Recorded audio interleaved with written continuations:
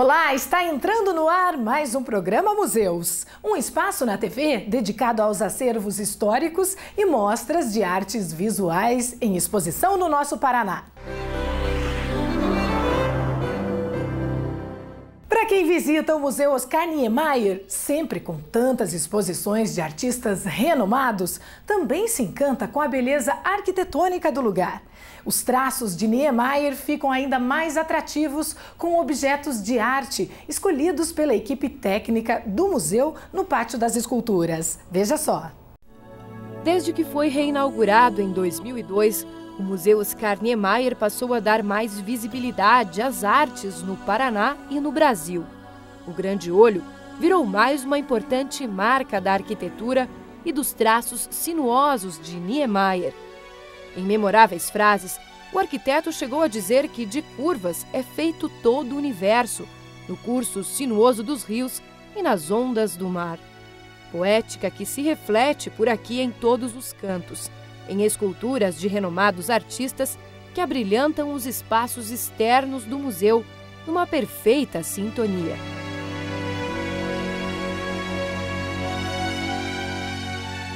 Logo abaixo do olho, esta escultura de Francisco Brenan serpenteia pelo jardim.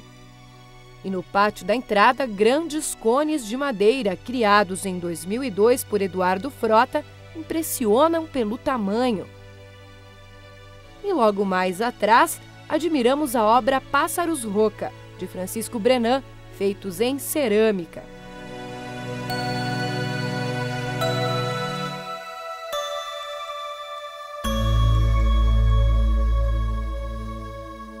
O Pátio das Esculturas é a verdadeira expressão da arte a céu aberto. Aqui, o ambiente recebe obras de grandes artistas. Temos artistas importantíssimos como Tomio Otaki, como Bruno Jorge, Amélia Toledo, Herbo Stenzel, Emanuel Araújo. Temos vários artistas e este é um espaço muito especial. Numa área de 800 metros quadrados, o visitante pode apreciar à vontade obras como estes anéis de aço de 1994, de Ângelo Venosa, ou o cubo de Cérvulo Esmeraldo, feito em ferro em 2002. Destacam-se ainda esta escultura azul em aço de Emanuel Araújo, as esculturas em bronze de Herbo Stenzel, de 1941. E esta grande obra em tubo de aço de carbono pintado da artista Tomio Otaki.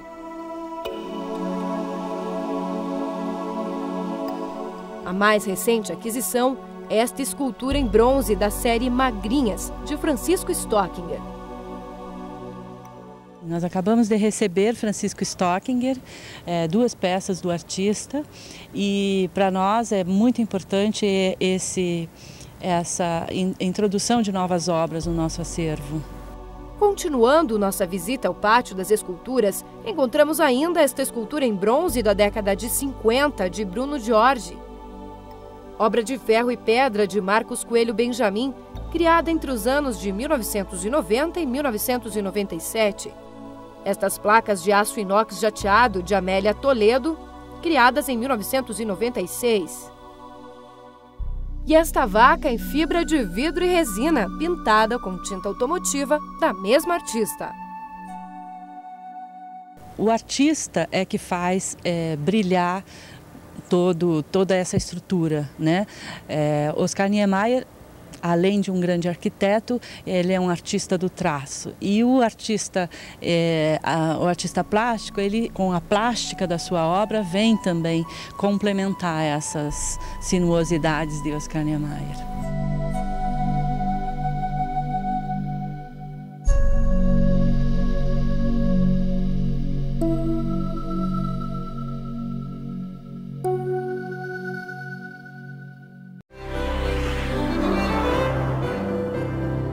E depois do intervalo, vamos conhecer o trabalho de xilogravura do artista André de Miranda. A gente volta já já.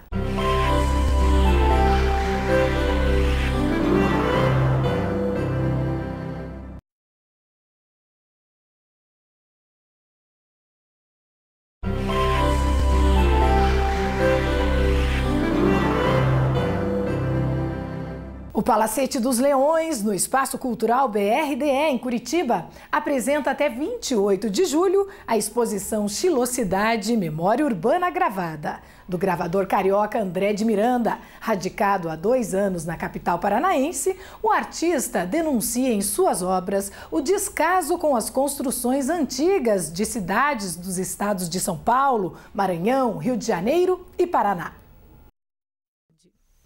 Até onde é que o novo pode substituir o que é antigo? Por que apagar a memória para reconstruir espaços urbanos? Questionamentos que fizeram André de Miranda denunciar através de sua arte o consumismo desenfreado do homem moderno e o descaso com a arquitetura antiga. Muitos desses casarões tombados pelo patrimônio histórico hoje estão em ruínas. E de outros não restou nem isso. Ficaram apenas na lembrança de alguns e na arte de poucos. É visível nos trabalhos de André de Miranda uma preocupação social. Seus trabalhos sugerem preservação e zelo pela estética urbana.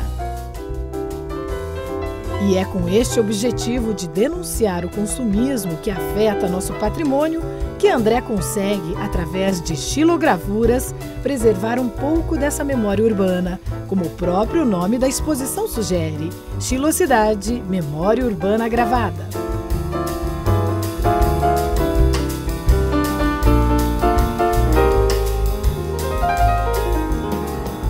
Xilosidade é uma forma poética que encontrei de representar a destruição do patrimônio urbano, da não preocupação com o patrimônio tombado até o não tomado, através da linguagem que eu uso, que é a xilogravura, que é xilo em grego, madeira. Então, a forma de impressão dentro, e eu imprimo sobre os classificados nos lançamentos dos prédios, né? Dos classificados de jornais. Então dá toda essa poética, encontrei isso aí para que possa dar o meu recado.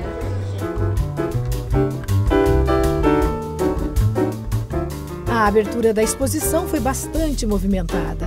Muitos compareceram para apreciar as xilogravuras de André de Miranda, que tem o seu trabalho reconhecido internacionalmente.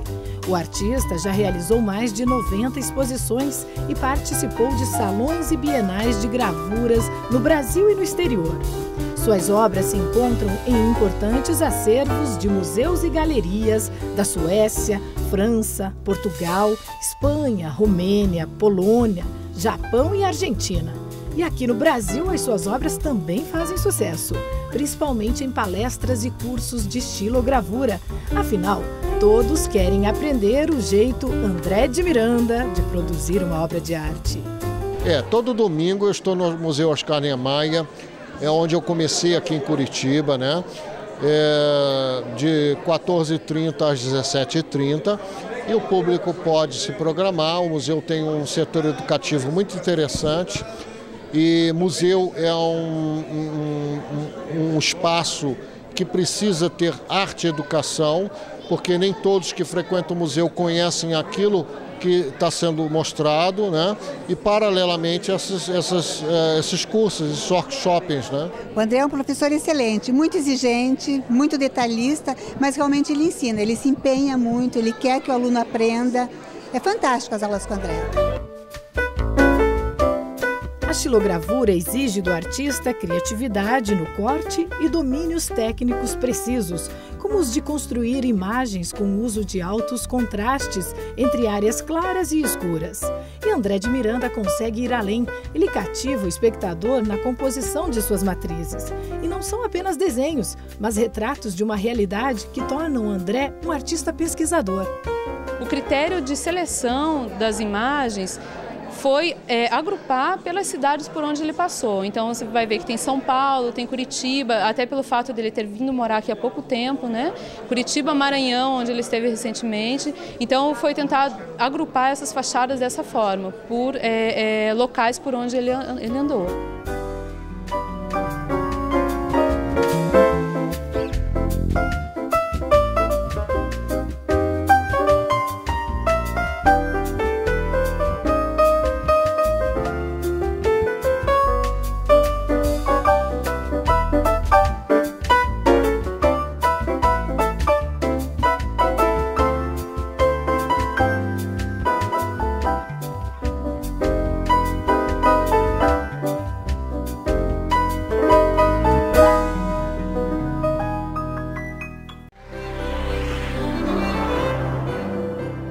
Foi reaberto no final de abril deste ano o Museu da Luz, espaço que mostra a história da iluminação pública em Curitiba. Administrado pelo Departamento de Iluminação Pública da Secretaria Municipal de Obras, o museu tem uma sala dedicada, por incrível que pareça, ao vandalismo, onde estão expostas lâmpadas, postes, hastes metálicas e todo tipo de equipamento depredado. Acompanhe. Pipas e pares de tênis recolhidos em fios da rede elétrica ficam pendurados numa fiação que parece de verdade. Spots de luz perfurados por balas de armas de fogo. Peças reais de um espaço que reconstitui o cenário das ruas. Esta que é uma das primeiras salas da Estação da Luz e mostra os prejuízos provocados pelo vandalismo no sistema de iluminação pública da capital.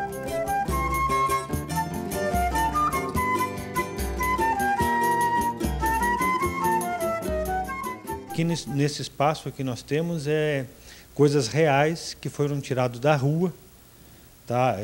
Luminárias que sofreram tiro, outras pedradas, crianças que jogam tênis, enfim, depredam o patrimônio público.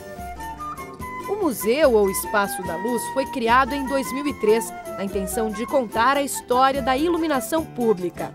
Quando chegam, os visitantes fazem uma viagem no tempo e tomam contato com as primeiras técnicas utilizadas pelo homem para iluminar as noites escuras no tempo das cavernas.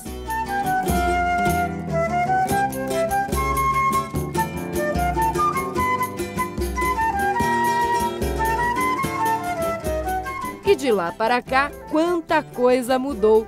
Hoje, basta apenas um clique para tudo se acender.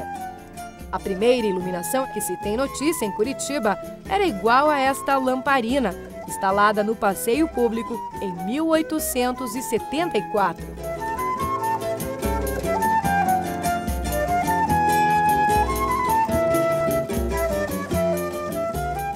Mas depois, com a descoberta de Thomas Edison, vieram as lâmpadas elétricas. Nestas fotos, na entrada do Espaço da Luz, a gente acompanha o progresso desde a chegada das primeiras luminárias, acesas com óleo de baleia, na Rua 15 de Novembro, em 1907, até as primeiras instalações elétricas, nos anos 30, 40, 50, 60, 70, 80... e dos anos 90 até os tempos atuais. E é com este painel que nós podemos ter uma ideia da iluminação atual de Curitiba. São mais de 130 mil pontos iluminando a cidade em diferentes potências. E quando as luzes do painel se acendem, no escuro fica ainda mais interessante. Olha só! Nem todas as ruas da cidade têm as mesmas lâmpadas. Nós temos em Curitiba 130 mil pontos de energia, de iluminação, e isso está dividido. Nós temos aí em torno de 50% disso são lâmpadas de 70 watts, depois tem lâmpadas de 150, 100, 250 e 400. Aqui os visitantes conhecem ainda a evolução e os diferentes tipos de lâmpadas utilizadas nas ruas. Das mais utilizadas, são bem conhecidas de todos as incandescentes, de vapor de sódio e de mercúrio. Nesta seção, luminárias antigas e lampiões guardam muitas histórias. Esta é uma réplica da primeira lâmpada criada por Thomas Edison em 1879. Estas outras são réplicas em miniatura de postes antigos. E mais, lâmpadas queimadas, casinhas de João de Barro retiradas de geradores e até um poste quebrado de 1929 são expostos como relíquias e curiosidades. Aqui, o spot chegou a derreter com a queima de uma lâmpada.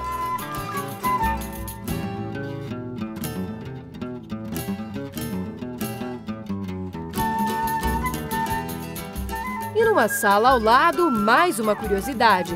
Esta maquete, criada por seu Edgar há 2 anos, mostra na prática como funciona a geração de energia. Uma mini usina onde tudo funciona como em tamanho real, fazendo acender todas as pequenas lâmpadas da mini cidade. Essa maquete eu criei ela e desenvolvi no intuito de Primeiro, mostrar a geração de energia. Então, ali tem a roda d'água com reservatório, gera energia, passando pela Casa das Máquinas, onde depois